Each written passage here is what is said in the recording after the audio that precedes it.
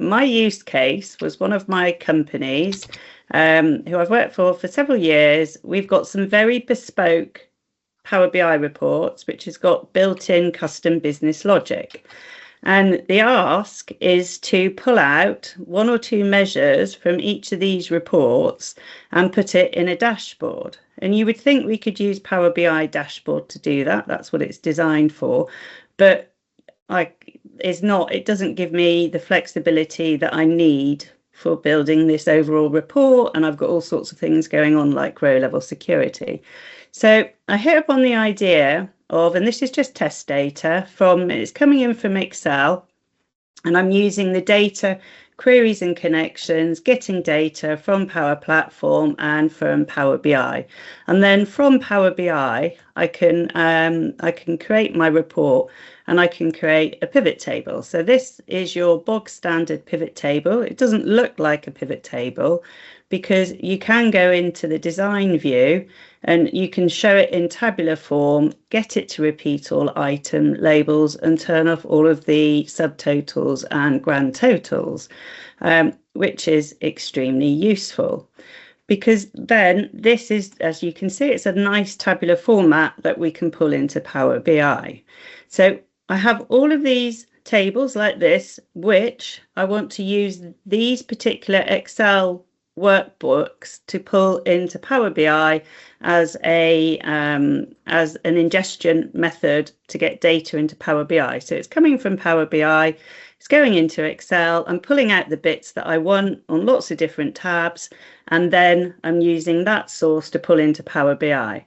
The problem that I had was, how do I refresh? And if I have the data open, I can refresh, obviously, by clicking on Data Refresh All. But how do I do that when it's closed? And I could use VBA, but I didn't want to use VBA because I'd then have to go through having to use VBA in their site. So you can use Office scripts with Power Automate. So there is this lovely little button called Automate here. And if you look at it and I click on Refresh Data Sources, this particular thing, Refresh Data Sources, well, whilst my workbook's closed, will actually go through and it will refresh my data sources, and it will put a little refresh log there and it'll tell me when it's refreshed. So I can so I've got a refresh item in Excel that will work. So the next thing to do is to actually get it working, which you can use using Power Automate. So within Power Automate, I've set up a refresh datasets, which will then, whenever I want it to run, it'll click and I can set it to recur. And then if you look at run scripts, and it'll probably whirl away for a little while. It doesn't normally, but of course, with it being live demo, it is. But what it will do is it'll actually, here we go. So it goes onto my SharePoint site. It looks in my document library, it finds my file, and then you can pick the Office script and it'll run the Office script for you. So my Excel file is shut, everything's closed, and I've got a little Office script running on my Excel sheet, which has got all of these things coming in, which then will feed into another Power BI report. So that's why I'm excited about Office scripts, which is the perfect segue to hand over. And it's been working very nicely with no issues for several weeks now. So my hack anyway. And over to you, Mark.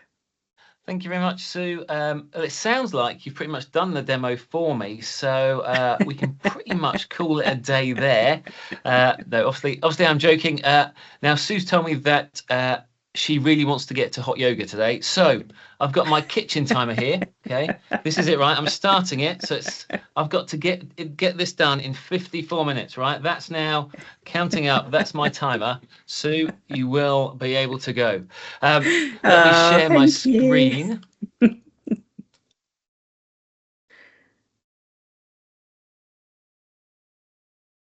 So hopefully you can all see my screen. Is that coming through? Yes. Yes, perfect. Unfortunately, my camera's here and my screen's there, so apologies if I don't spend a huge amount of time talking to the camera, but I'm sure you're more than used to that. That's what a lot of these meetup groups are like, someone talking to their screen and not talking to the audience. So apologies for everyone. I'll try and talk to you as much as possible. So today we're talking about how we bridge the gap between Excel and everything else with Office scripts. And Sue's kind of given a demonstration as to how that works. Now, I should probably start just a few things about me. So I'm Mark Proctor. I run Excel off the grid. You can tell by the name of that website that I am not a full Power BI user. I'm a tinkerer with Power BI. I am an Excel nerd through and through, but Excel off the grid is where my home is. That's where we have lots of courses and other things.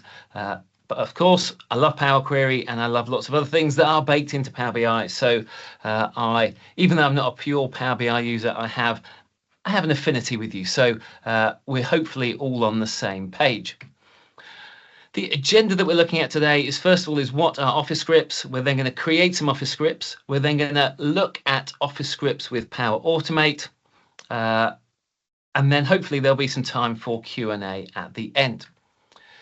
So first of all, I'm going to start with what are Office scripts. Now, as I go through and I'm describing what Office scripts are, there's going to be a thought that's going to go through most of the audience here, most of your minds. You're going to be thinking a question. So I want to answer that question before you've even asked it, okay?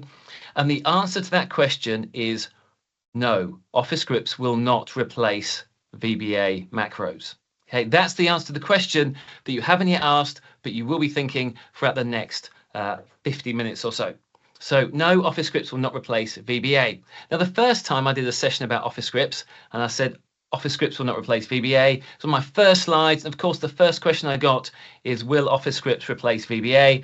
So just in case you didn't hear me the first time, Office scripts will not replace VBA. And yes, even bigger, in purple, Office scripts will not replace VBA. So what are Office scripts? Well, Office scripts are a programming language to automate common tasks in Excel, and they're designed to empower people who may not consider themselves programmers to create small programs in Excel. I know exactly what you're thinking.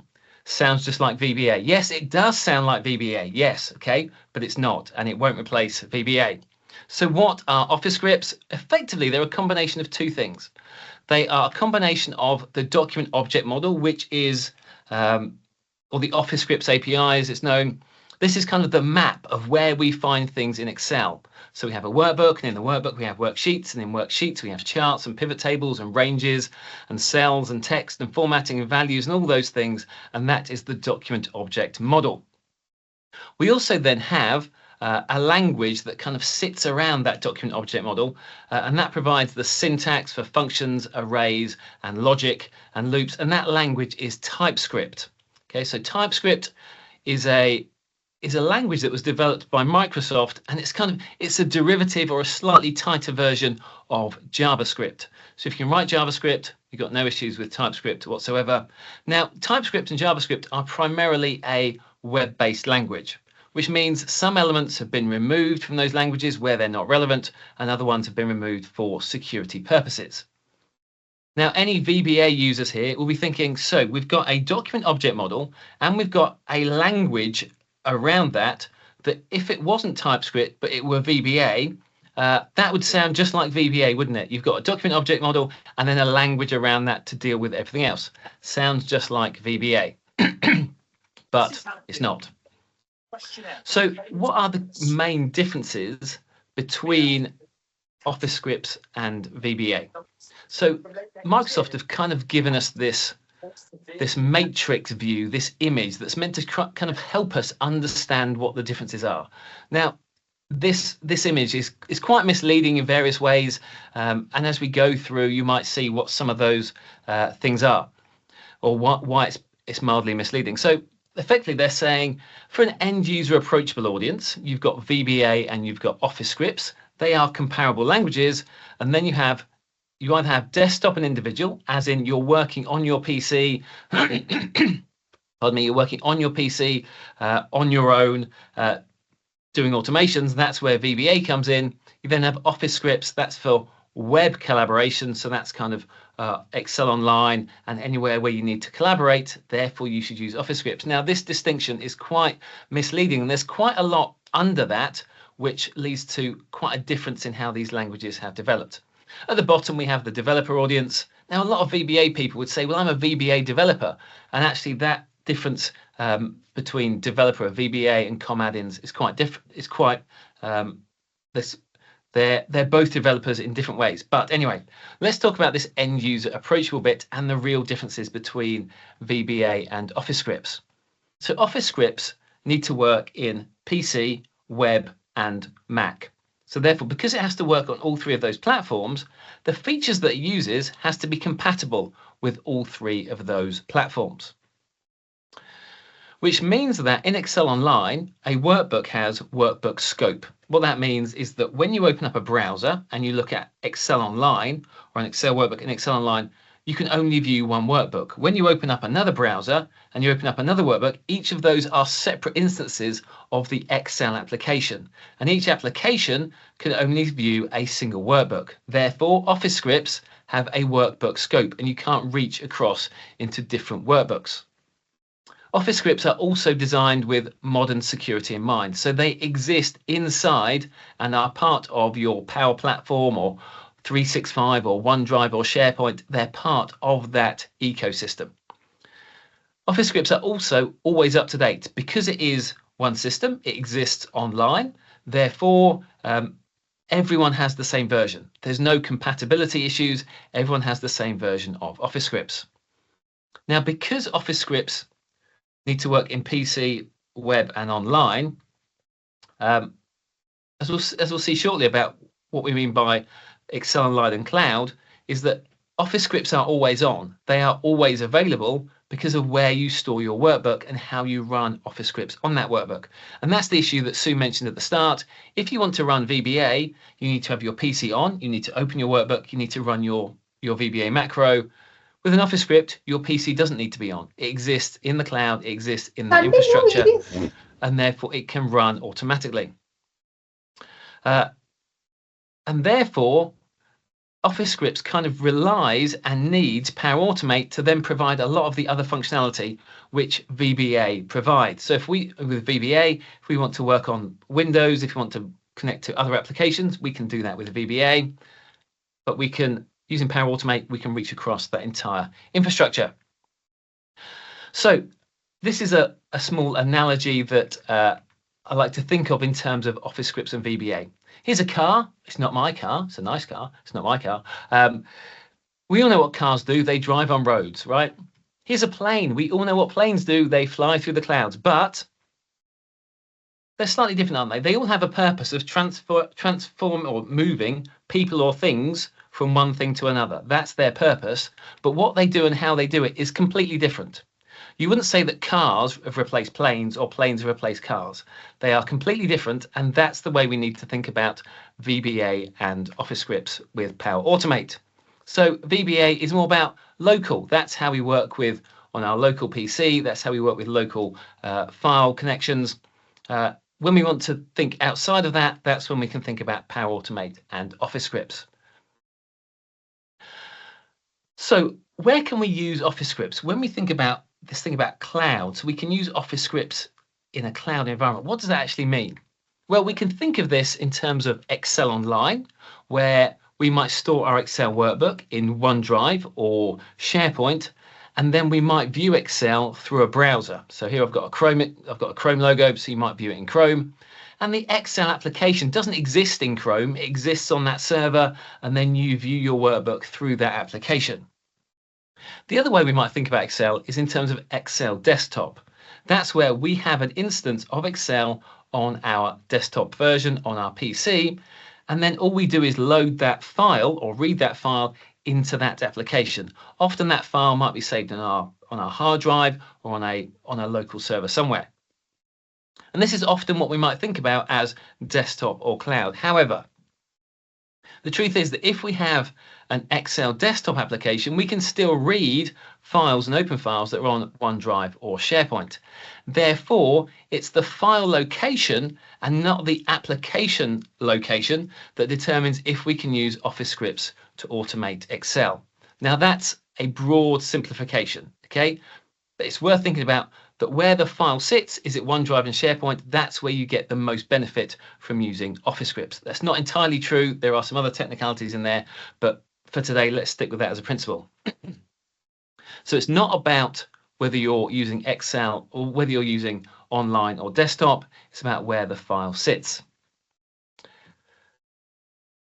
So this is some feedback that I gave to Microsoft a few months ago. They said we would like some feedback about Office scripts. I said Office scripts in Excel are the perfect tool for non-Excel users to automate processes in Excel. Which may sound like the craziest sentence you've ever heard, because why would you want to automate processes in Excel if you're not an Excel user? But Office scripts in Excel are the perfect tool for non-Excel users to automate processes in Excel. So let's define in this context what we mean by an Excel user. An Excel user is defined not by if they use Excel, but by how they use Excel.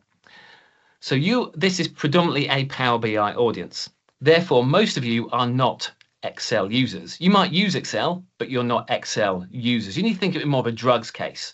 We are Excel users because Excel users, for them, Excel is everything. It's the process, it's the data, it's the report, it's the application interface. Excel is the everything.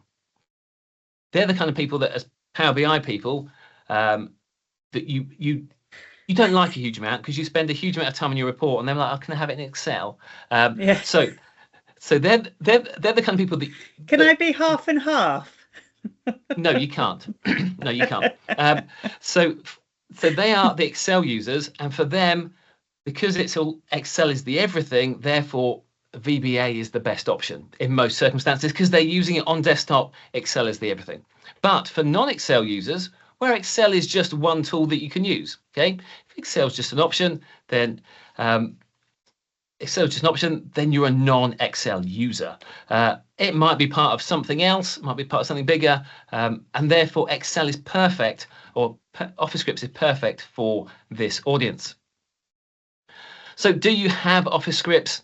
So as of yesterday, I think these are the licenses that have access to Office scripts. Because most of you are Power BI users, I would expect that you would have these kind of licenses already, unless you bought separate Power BI licenses. There's also, if you have a personal or family version of Excel, then there is Office scripts is available in preview for insiders only. But I imagine most of you have got a business or an educational license. So you can click on in Excel, you can click on your top icon or your name, you can go to view account, you can click view subscriptions, and you can find out what license you've got and whether you should or shouldn't have Office scripts in your version of Excel. So that's the license piece. You might have a license to have Office scripts, but you might not have Office scripts.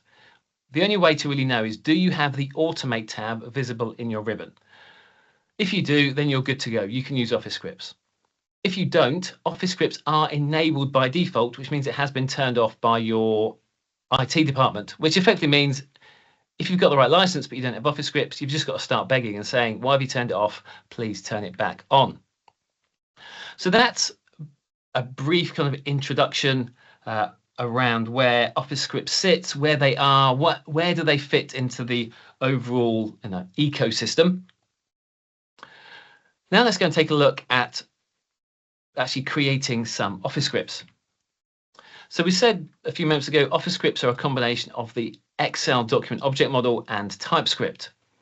Now, I'm not going to assume that you're all VBA users or that you're all even aware of what a document object model is. So we're just going to talk through this for a few moments and then see some examples of it in action. So what is a document object model? Well, this is kind of fundamental to how Office scripts work. It's fundamental to how VBA works as well. But here's an analogy that hopefully you can understand when you think about how can we use Office scripts. So I want you to imagine that you had your friend come to visit, They've come from a desert island. They can speak English, they can read, but they don't know what anything is. Okay, they know nothing. Okay, so here is let's assume you say, and your friend is now outside your house, and you want to tell them how to turn your oven up to 180 degrees. Okay, simple, right? So you'd say, right, here's my house. I've labeled, because you're that kind of person, I've labeled every room. There's the dining room, there's the kitchen, there's the bathroom. There's an upstairs as well, but dining room, kitchen, bathroom, okay? In the kitchen, you're that kind of person that has labeled everything. You've labeled the washing machine, the kettle, the table, the oven, the fridge. You've labeled everything. So therefore, you can tell your friend, well, start the house, then go to the room called kitchen, then go to the item called oven, and then set the temperature to 180 degrees Celsius. So in that regard, you've kind of got an object model around your house of where you find everything because you've labeled everything. So you could kind of shrink this down to house.room, and you want the room is the kitchen, the item is the oven, and then the temperature is 180 degrees Celsius. Now, rather than it being a friend who's come to your house, friends come to your house, let's now imagine that you're stood at the front of Excel, it's your workbook, and everything's labeled. You've got a sheet called input, you've got a sheet called office scripts, you've got a sheet called report. And in each of your sheets, every one of those things is labeled. Pivot tables are labeled, charts are labeled, tables are labeled, ranges are labeled, shapes are labeled. Everything is labeled so you can easily find it. So if you wanted to change the value of cell E4 on your office script sheet to the word hello world, you could say, well, workbook.getWorksheet, and on the worksheet called Office Scripts, I want you to get a range. That range is range E4, and I want you to set that to the value of hello world. Okay, that is the document object model, and everything in Excel, pretty much everything in Excel, kind of falls down or cascades from this workbook, and we have a map of where to find pretty much everything in an Excel workbook. So let's go and look at some demos. We're going to look at 6 quick demos. We're going to create a script. We're then going to create a script with some we're going to adjust it to have some variables. Look at parameters. We're going to add a button to run that script. We're then going to look at the script recorder, and we'll also look at how we can use some logic and loops. We won't be writing that from scratch just because of time, but we will look at an example of that. So let's go and take a look at Excel and Office scripts in action. Here's my workbook. These are all just hard-coded values. So there's nothing special about this workbook at all. But we are going to go into the Automate tab. That's where Office scripts are. And here, this is the Office scripts ribbon. Now we could click record actions, but we are hardcore, okay? We're going to go for this. We're going to write a script. We're not going to record it. What are we talking about? This is a proper audience. This isn't, here we go. Right. So when we open this, is my screen big enough, by the way? Do I need to zoom in? I can see it, but I think maybe just if you can, only because I know how to make it big, if you make it a bit, yeah, perfect, lovely, thank you. So here's my script. Whenever you create a new script, it automatically creates this script, which turns the selected cell yellow. Not that useful, but we're going to delete out that script. And then what we're going to do is we're going to change, just like we saw in our previous example, we're going to change cell E4 to say hello world. So for this, we need to start at the workbook level. So as soon as we start typing in here, we get the IntelliSense that pops up. It's much nicer than the VBA version. I'll put a dot, and I can get, once I'm in my worksheet or my workbook, I then go down to my worksheet. So get worksheet. There's the options there. If I click on the information, it tells us about the worksheet, tells us how that object works.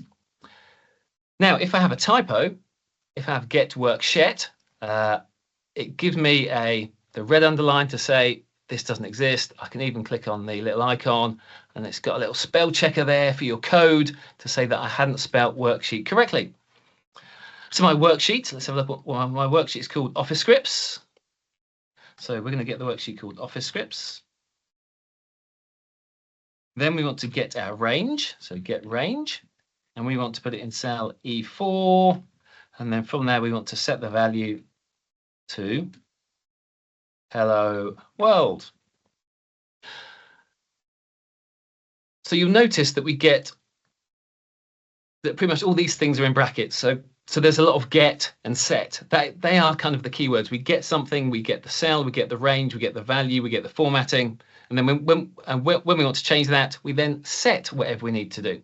So let's zoom out and let's run this script. And it should, there we go, we then get hello world in cell E4. Let me just label this script.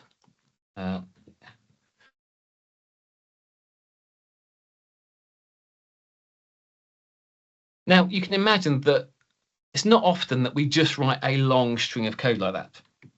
So we can use variables just like we can in DAX, or we can in DAX, or we can use variables like we can in M-code.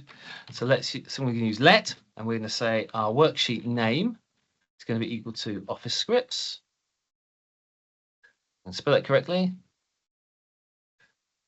We're then going to say let our range name equal, and we're going to put this in E6 this time. We're going to let the value equal hello world. So they're the kind of the parameters that we're passing or that we want to use. Then we can label our worksheet. So our worksheet, we'll call that WS.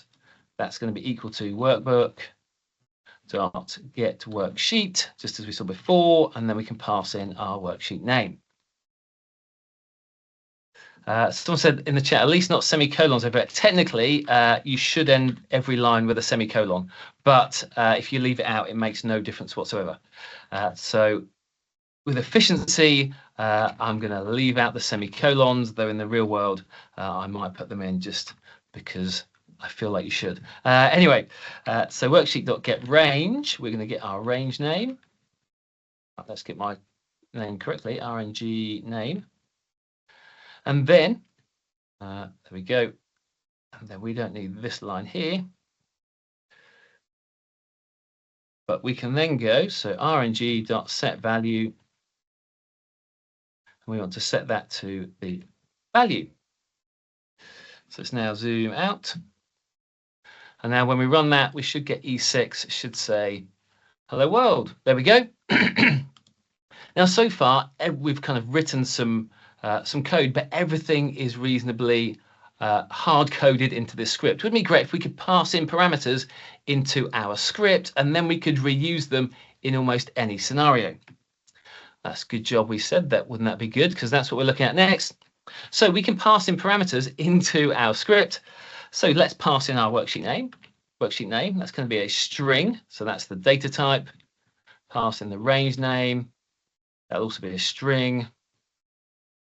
And then let's also pass in our value. And that can also be a string. Now, because we're passing these values in as parameters from outside, that means we don't need any of that.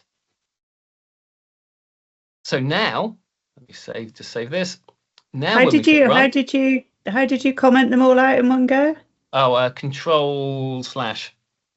Control slash. I think that's the same. I think that's the same in. It's the same in M code as well. It might be the same in. I think it's probably the same in most Microsoft interfaces now. So you can just select it.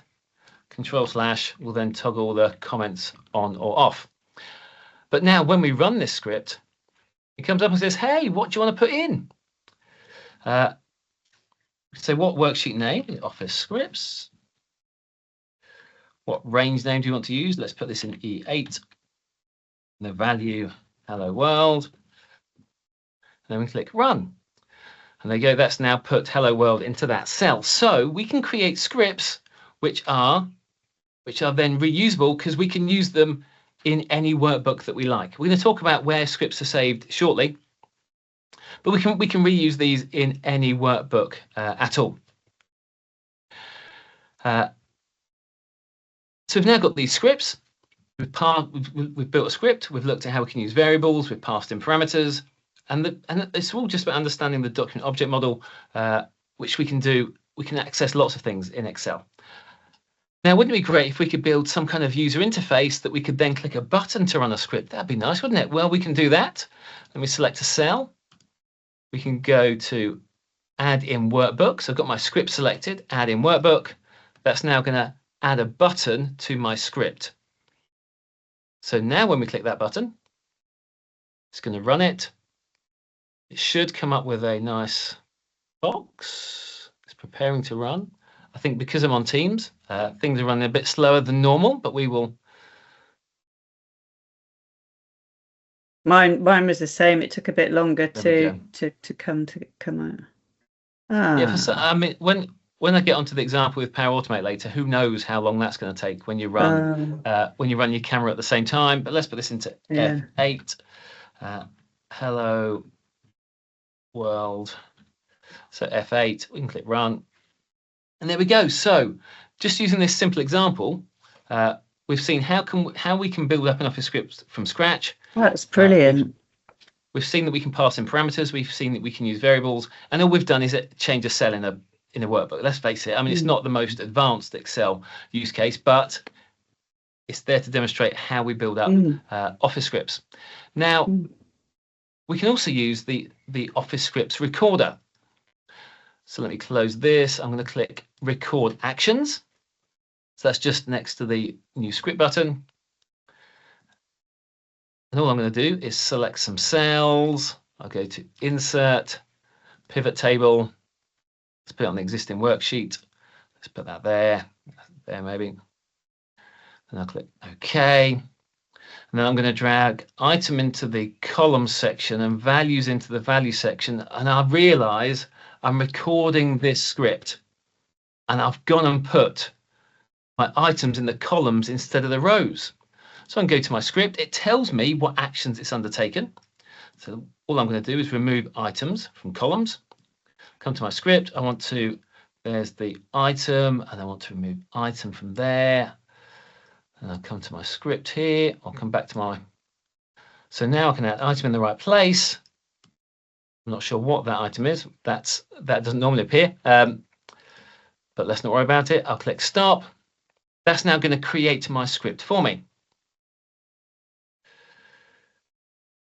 So even as I was recording, I was able to edit those steps if I undertook something that wasn't what I really wanted to do.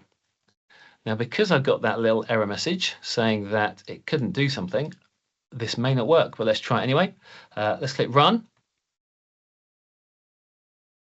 So that's now running my script. It's going to create my pivot table. No, whatever I did there meant it didn't work, but that's okay. Let's go to the advanced editor. We can click there and it will show us. I wonder what I did that couldn't be recorded. It will show us the code that it recorded. So we can record scripts and normally they run back. But obviously when you record a script, it only ever records what's on your screen or the actions that you undertake. So that's where we might start thinking about how we work with TypeScript. So I've got an example here. Let me close this. I'll go to the Automate tab. Let me find the script I want to use.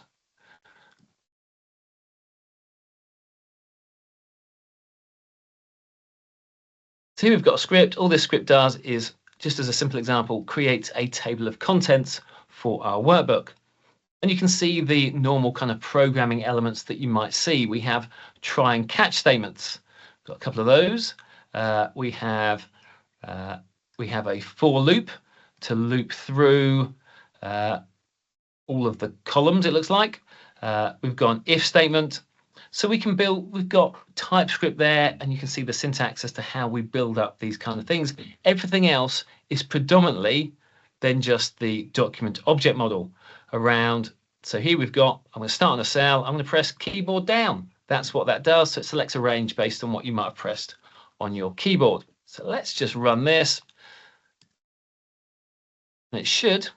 There you go. That was quite speedy. I've now got a table of contents that it's added. Let's add a few more sheets just to prove that this does something. I'll click run. And there you go. We now have that table of contents that was created by our Office script. And look at that. It's even got a hyperlink so I can jump around to various places. Now, because this is an Office scripts are saved outside of your workbook. They're not saved in your workbook, which means I can open up any Excel workbook I like and I can run this script. This script will then create a table of contents in that workbook. So by separating your Excel file from your so far from your script, it means that you have a lot more flexibility around reusing the scripts that you had created. That's amazing. So that's our kind of there are kind of our 5. Oh, I've labeled those. Look at that. I've got 2 4s. That's clearly an Excel user for you. 1, 2, 3, 4, 4, 5. We've looked at 6 examples there. So how do we save and share? So I've just said that Office scripts are saved outside the workbook. They're saved either on OneDrive or SharePoint. That's where you can access them. So if you want to share a workbook with somebody, you grant read or write access to that script using the normal OneDrive or SharePoint sharing permissions. That gives somebody the ability to read and write based on those standard permissions. Now, here's the thing. If you have a workbook, and in that workbook, you saw how we added a button. You can also associate a script with a workbook. They're 2 separate files. But by associating that script, what that means is that if we give access to the Excel workbook, anyone with access to that workbook can run that script. So if we have a workbook and we share that workbook with somebody, they can run those scripts, but they can't necessarily edit the code. Okay. The only way they can edit the code is if we give them read-write access using their normal SharePoint permissions. Now, here's a key point that many of you might think, well, I'm not sure this is now useful. Script sharing is currently not permitted outside of your organization. So it's all based inside your tenant, which means that if you're working with clients, you kind of have to create the script, then maybe share it with your client, then they can save it in their OneDrive or SharePoint, or they can give you a login to their 365 environment and so on.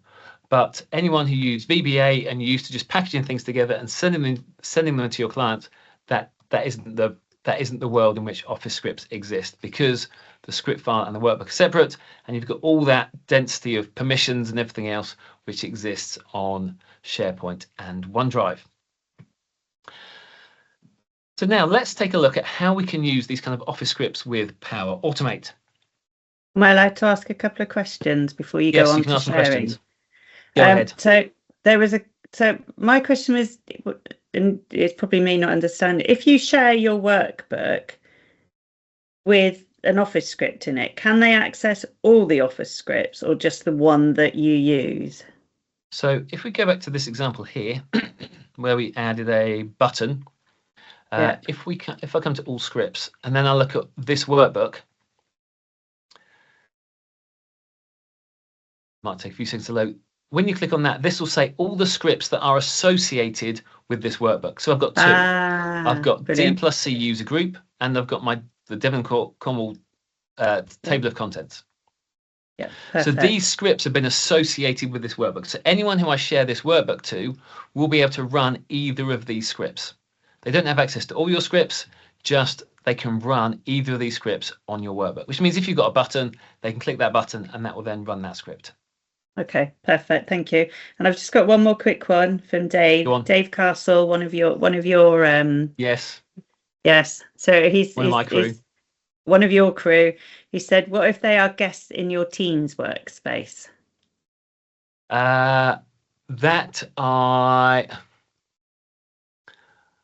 My guess is that if they exist on your, if you can select them as existing in your organization, then I suspect that, because when you share a file, you have kind of anyone can access, anyone in my organization, you've got all those options. Yeah. If you're choosing anyone can access, that's not going to work. It's going to have to be someone that you can select in my organization. So I know that you can kind of share things and you can allow guest users. I think it's worth just checking whether they exist in that list of users. I don't know specifically about that use case, but I think that's the framework that Microsoft have used. Yeah, be guest user. I guess it all goes back to Azure and Entra and things like that. Okay, that's my last question. So let's now have a look at Office scripts with Power Automate. Now, for anyone who doesn't know, so Power Automate is a service that helps us create automated workflows between apps and services to synchronize files, get notifications, collect data, and more. That's Microsoft's definition of what Power Automate is for. Effectively, it comes in two formats.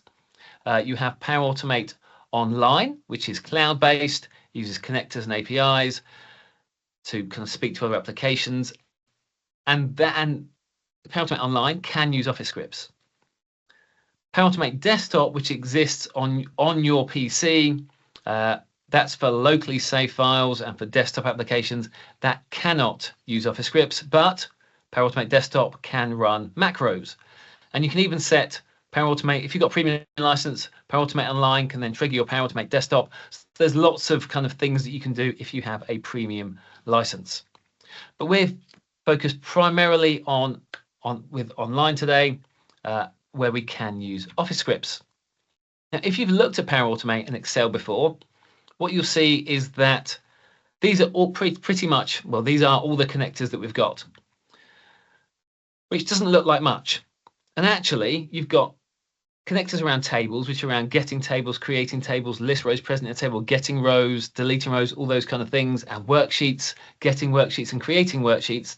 All of those Power Automate actions that exist, all of those are really just about using Excel as a data source, because it's about, oh, I might need to create a worksheet, oh, I might need to create a table, I might need to save a record in a table.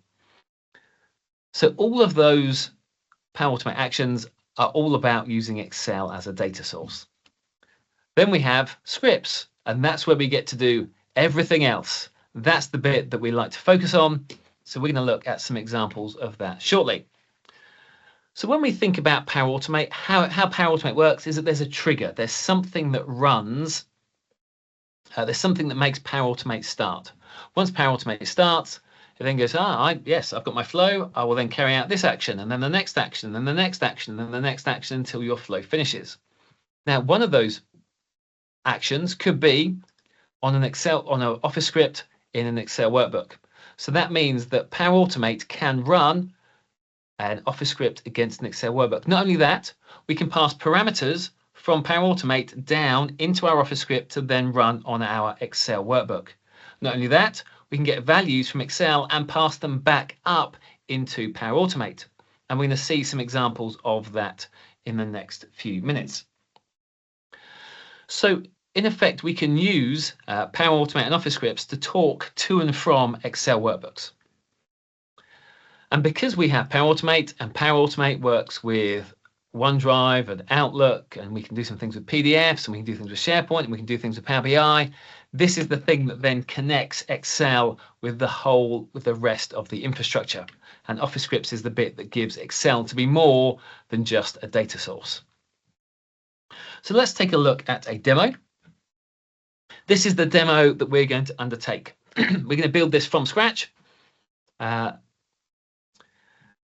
So we're going to, for this Power Automate flow, we're just going to click a button, okay? There's lots of other triggers, lots of automated ones, but for a simple example, we're going to click a button. I know it's not that automated, but that's what we're going for. When we click the button, that's going to run our Power Automate flow. This Power Automate flow, I'm going to go through this story a couple of times so you'll understand the example by the time we finish. This Power Automate flow is going to get all the rows from a table, okay? Then for each row in that table, we're going to run an Office script that will then change a value on a workbook. We're then going to convert that workbook to a PDF. We're then going to attach that to an email and send that to somebody. And we're going to loop through this thing of changing a cell value, converting the PDF, sending the attachment. We're going to loop through this for as many rows as there are on the table. So let's go and take a look at our example. We've got two workbooks in here. Let's start by looking at our report. Actually, I've zoomed in too far there. And now I've messed everything up. Zoom in and out. Look at that. Should never have touched the zoom settings. Too dangerous, too dangerous. Anyway, so we've got a report here. It has 5 regions. So if that cell equals north, or it can equal south, that's not how you spell south, or it can be east, be west, or it can be central. So we've got 5 regions, and when we change that, our report updates. This report is pretty meaningless, But you get the idea. We change the cell value and then everything then flows through. So what we want to do is to send each of these 5 reports based on changing that cell value to different people. So we've got a table here that says, right, on our sheet called report, on cell C4, we want to set that to north. Okay, so when we set this to north, that's the wrong workbook. When we set this to not there, too many windows. Here we go. So when we change this to north, that's what our script is going to do. It's going to change that workbook, which will cause it to calculate automatically. We're then going to save we're going to create a PDF from that workbook. We're going to send it to Dave, and that's Dave's email address, demo@exceloffthegrid.com, which is everyone's email address. Who would realize that? So let's go and have a look at this as an example. We'll go to Power Automate. We're going to create a new flow. And this is going to be an instant flow. See, user group. So manual trigger, create. I'm going to insert an action. This is going to get the rows from the rows present in a table. So my table is currently saved on my OneDrive. It can equally be in SharePoint. The file that we want to look at is in our burst reporting example and our control workbook, and then ask me what table I want. And here I have my table. Now, so all that's done is got all the rows from our workbook. We're then going to run our Office script. So we've got 2 options. We can run script, which is from OneDrive, or if our script is saved on SharePoint, we can run it from SharePoint. Mine is saved on OneDrive.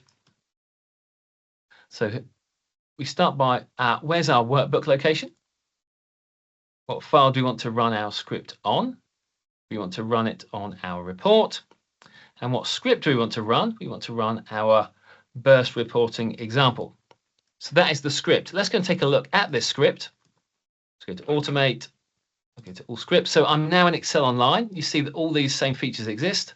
The icons look slightly different, but everything else is the same. And you'll notice that when we look at the script that we're going to run, it looks strangely similar to the example we looked at before, but all we did was change a cell value. We clicked a button, it ran some parameters. That's all we're doing. We're using exactly the same script as we created before. So let's come back to Power Automate. It asks me, what are the 3 parameters we want to pass in? Well, they are all available in my control sheet. Here are my 3 parameters. So we want the value from our sheet, we want the value from our cell, and we want to change that based on our region name. Let's now add another action. Let's convert this. So we're going to run this script. It's going to change the cell value. In Excel Online, it's going to automatically recalculate because our cell has changed. So that's going to automatically recalculate our workbook. Now let's change our file to a PDF. So burst reporting example, we want to change our report. We're going to convert that to a PDF. And now we're going to send an email. So we're going to send an email. So it's going to go to, let's go to the advanced mode. We can then say it's going to go to, and again, all these are just values from our control table. It's going to my subject is going to be report. And then I'm going to say, hey, because we're relaxed. Hey, me and whoever this person is, we're friends.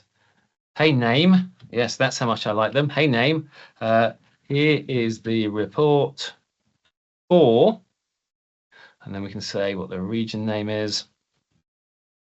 Thanks, Mark. Let's now attach my PDF, which is a PDF of my Excel workbook. Add my attachment.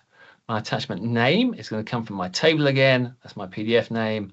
And what content do I want? That's going to come from when I converted my file to a PDF. So file content. And that's it. So now, let's save this.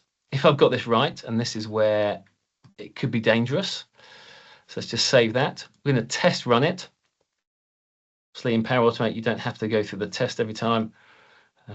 Continue and run flow and then done. So now if I've done this correctly, my flow should start running. My script is going to run.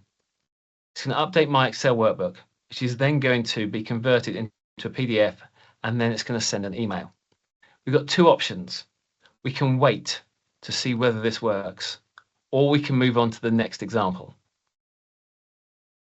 Oh, there we go. Do you see the speed of that? It was well worth waiting, wasn't it? Look at that. I wasn't sure. That's brilliant. Like, how long are we going to wait? Hi, Nancy. Here's her report for Central. There's her PDF. There's Nancy's Central report. Let's close that. Who else have we got? Dave. There's Dave's North report. This is brilliant. So that's our first example. I've still got 8 minutes. I've still got 8 minutes. Let's fly through some more examples, okay? So that's us just changing a cell. All we did was change one single cell. Let's take a look at another example. Because of time, we won't go through it too much in detail. All that's going to happen is that we've got a trigger that happens when we upload a file to a specific folder. When we upload that file, we've got an Excel workbook and a script that's going to get the data from that file. It's then going to pass that back up into Power Automate. Power Automate is then going to pass that down into another Excel workbook, and it's going to append that onto the end of a table. We're then going to get an image of that table, an actual picture of our report. So that actual picture, we're going to use an Office script to get a picture, and we're going to pass that back up into Power Automate. We're then going to get a value from a cell, which is going to be an Office script, which will pass back up into Power Automate. And then Power Automate is going to send us an image and our error check value in an email. So here we've got lots of Office scripts going on. So if you want to see the flow here, if I get the right window, we're not going to build this one. This one's already there. So this is my trial balance upload example. We can go to edit. So there we go. When a file is created, I'm going to run a script. It's just loading. As you can see, we've just got 4 scripts, 4 Office scripts. I'm happy to share these with Sue afterwards. So they are our 4 scripts. We're going to, so our first script is going to be, we're going to get the data. So when the file's saved, we're going to get the data from that. Then we're going to append that data to a table. Then we're going to get the image of that report. And then finally, we're going to get the error check. So let's just have a look at this. This might be the last thing we've got time for. So let's have a look at TB upload example. Here's our report.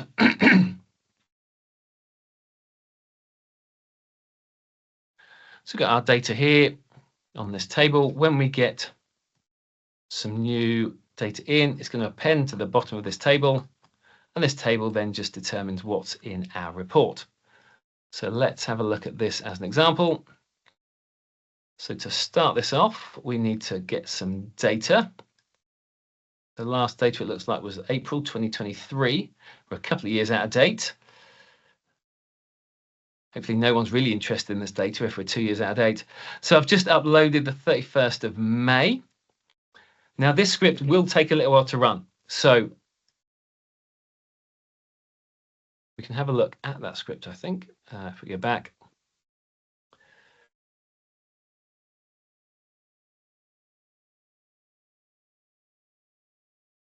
So I'll leave that there. At some point, hopefully, this script should arrive. If anyone wants to see this, any of these scripts, let me just run through them.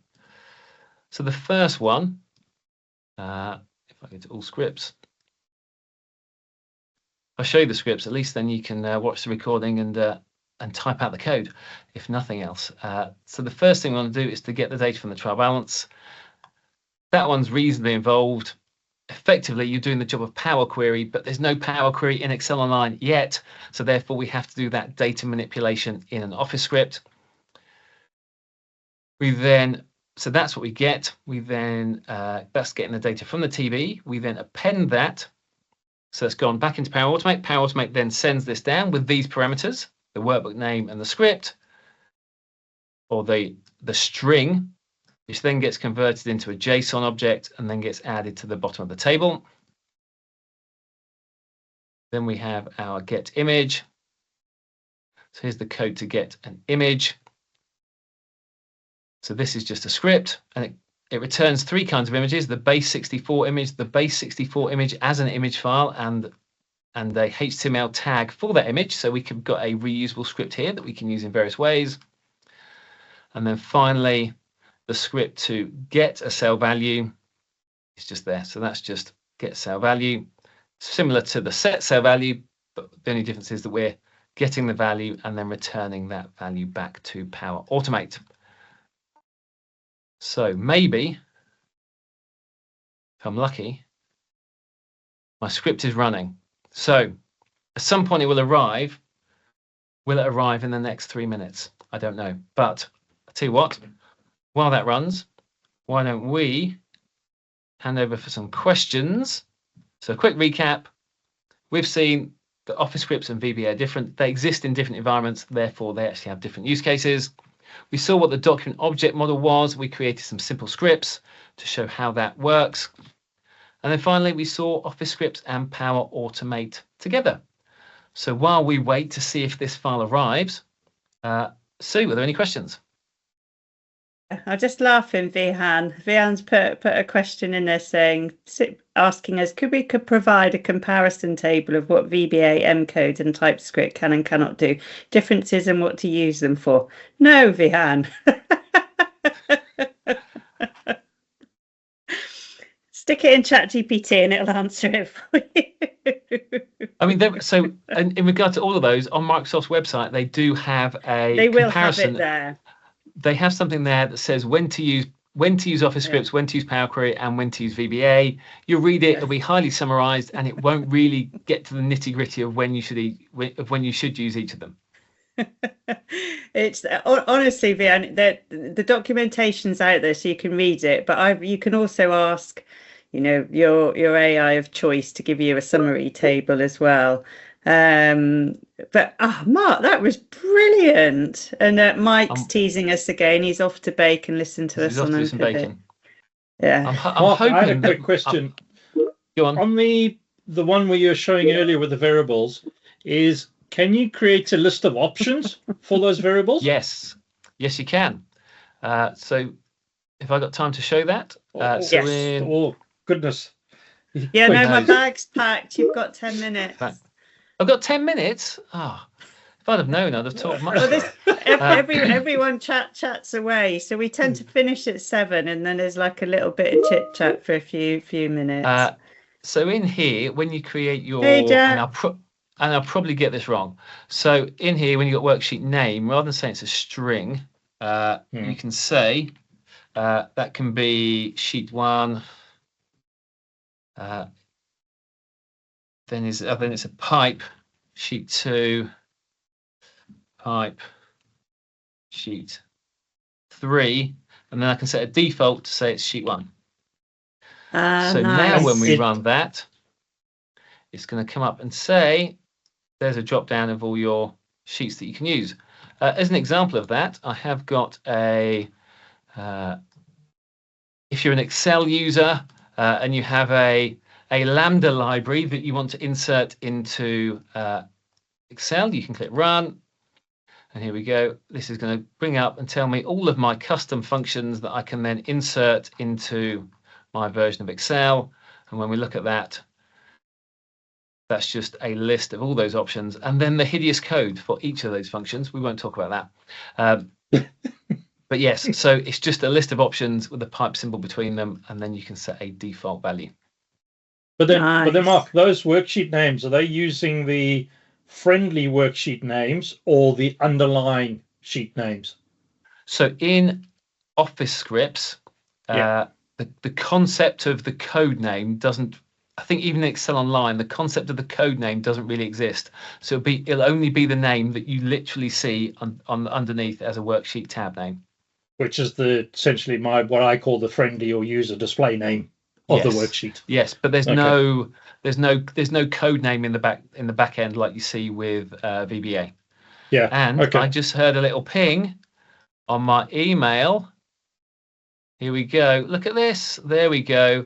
That's our report. So we uploaded a trial balance, updated all of our reports. So we updated for the 31st of May. That's then provided that. It's telling me how many errors we've got. I've got no errors in my report. That's nice. And then it's providing me with an image of that report at that point in time. So yeah, that's another flow. I'm glad that ran in time. Good. That's brilliant. I'm so impressed. Do you do amazing. on your because Mark runs his own training company, do you do courses on Office scripts? We've got a 10-hour course on Office scripts. Wow. And it's got and then we've got a library of what we call our Power Automate Ready library, which is where they're scripts that you can just run in Power Automate, and they will be, and therefore you don't have to write those scripts yourselves. So yes, that's all covered in our training platform. Brilliant. It's just one of these things. I mean, you can. I did something for one of my companies, and she said, "But you're using all of the tools that we pay for." So rather than sometimes you can get too complex and go outside the box, when so many businesses have Automate and they have Office script, and it's all part of what they're paying for and don't realise they have it. Yeah, with Office scripts, I think there's an element of, we saw a script that all it did was change the cell value, and you've got a script that all it does is get a cell value. Now you could set up a form that somebody fills out a form. That form puts things into your Excel workbook, creates a quote, gives a final quote, and sends it back out to your customer instantly. Yeah. So there's lots of things that you can do with literally just two scripts of change some cells, pass some values back up. Now, the script we've got, it only changes one value. In all honesty, you'd pass multiple values in. You'd then use an array and separate that. You change multiple cells in one script just to be more efficient. But even with something as simple as a single line of just change the value and get a value, you can, for Power BI users or any user who's not a pure Excel user, I think that's a really simple use case that you can get a lot of value from. Aurora and Adam Pavel are chatting about how to quickly mention troubleshooting Power BI. Check details of Power Automate. I think both of them use it, and are suggesting it might be useful just to have a quick look at how you look at it. Power Automate troubleshooting, when it goes wrong, it's just an absolute pain. In all honesty, you just end up going back to first principles and thinking, what have I done wrong? Well, that's the first principle. What have I done wrong? And then just trying to understand the steps, looking at the documentation, because sometimes just in Power Automate, you get steps that are all, I can stop sharing now, steps that are all called similar names and you don't know what they mean. And one's called an ID and various other stuff.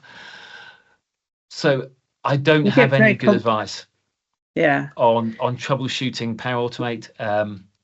In all honesty, the AI generated comments, I had an issue earlier today when I was with Power Automate where my flow didn't run, and the AI generated comment that gave me explaining what my problem might be was absolutely spot on. So there is AI generated feedback about issues, and in all honesty, I don't have any good answer apart from just trying to work out whether you're using the right thing, and after a while you get to work with it and understand what steps do what. Yeah. I spent an hour this morning I thought, I had a whole list of files in PowerPoint, the PowerPoint files, and I wanted to change all the names of them. And I remember Win saying something in Pivot, and I thought it must have been Power Automate, and it wasn't. And so I was like, right, Office script, that'll come into it, that'll change the names. And then of course it was Power Automate, and it didn't all work. And in the end it was Power Toys. And it took me 30 seconds to do it in Power Toys as opposed to messing around with Power Automate. Yeah, the run section to see if at least it ran or not. Yeah, when you press run, you can go into the run history to see if it failed or succeeded. And on the left hand side, it gives you your JSON output of what things it's passed across and what things it's got in. And honestly, I try and read those. I try and work out what might be going wrong. Often it's really basic stuff, like you've got a space where you shouldn't. Your table's called something different. So it's often really simple things that cause the problems. Yeah, it's yeah. So I think Aurora, reading in the chats, I think a Power Automate session might be quite interesting. Yeah. Just posting it out there, Aurora. Just thinking about it. Just one last question, and then we'll let you go. Takimi said she's inputting data in PDF to Excel. Can she automate it with scripts? Inputting data in PDF. So there's some that's data from PDF to Excel. Yeah, there's some actions around Adobe Acrobat, and there might if you've got a premium license or you get that API, that premium license, I suspect there might be some things that you can do with that. But let's face it, PDFs were never meant to be read. They were always, they are always unstructured data in whatever form you've got. So anything you can do with the PDF is a benefit, no matter what method you use. But I think if you can make it work, brilliant. But I wouldn't promise that you can. But there are steps in there around Adobe PDF, and there's Encodian and other tools that have PDF elements. So I think you need to check in those specifically, and then see whether those APIs will run. Yeah, you can use the library, and you can use a Python library to import in PDFs. But again, it depends upon the how the PDFs are set up. If they're quite, yeah. I've done it on, like, I don't know, we had 100+ PDF, a document with 100+ pages, but it was very structured. It was just a table, so it wasn't faffy. It was, a heading, footer, table, and I can't remember what library I used, but that worked brilliantly. But it depends upon the structure of the PDF.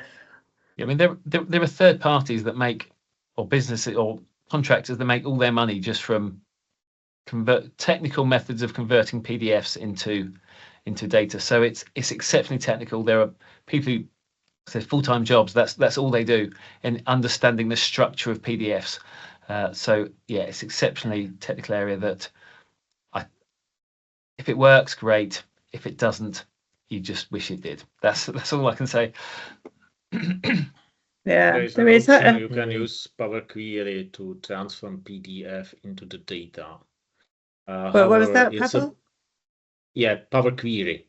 Power Query, the M code, but it's pain in the butt, and the input, the PDF, needs to be like automatically created by a system, because if it's generated by a man somewhere, then every time it has different structure, etc. And it doesn't work for encrypted PDFs or PDFs with some user inputs. I already tested, and I didn't get over it. Did you try Python? Yeah. I haven't tried Python because in our company we have kind of limited options there. However, with Power Query it's possible to do so, but you need to have some knowledge, on advanced knowledge how to process, because you're effectively like processing the raw data like text and extracting the data from PDF structure. Yeah. Indeed, if you don't have the data in table, then it's very easy with Power Query. But if you'd like to extract also the text in between the tables, etc., then it's a royal pain. But possible with Power Query. Yeah. It's like you say, isn't it? It depends upon the structure of the PDF. Brilliant. Thank you. Thank you, Mark. That was brilliant. Absolutely brilliant. I really enjoyed that. Thank you very much. I knew I would. Yeah, thanks, Mark. Thank you. That was super. We were all lots of clapping and lots of chats and lots of discussion about it. And I think we do know now that it's not going to replace VBA. It's a different technology that has a completely different use case. It is. Next week, I forgot to say, I haven't published who it is yet because they haven't come back to me with what they're doing, but I have, so I've chased them. But if they come back to me, it's really good, and I have someone lined up if they don't come back to me who's also really, really good. So I will send a link out. But Mark, thank you so much, and thank you, Anthony, for doing all the chats, and thank you everyone for joining. I'll record this and then pop it onto YouTube, and I'll stop recording now. Anthony usually has to remind me to stop recording.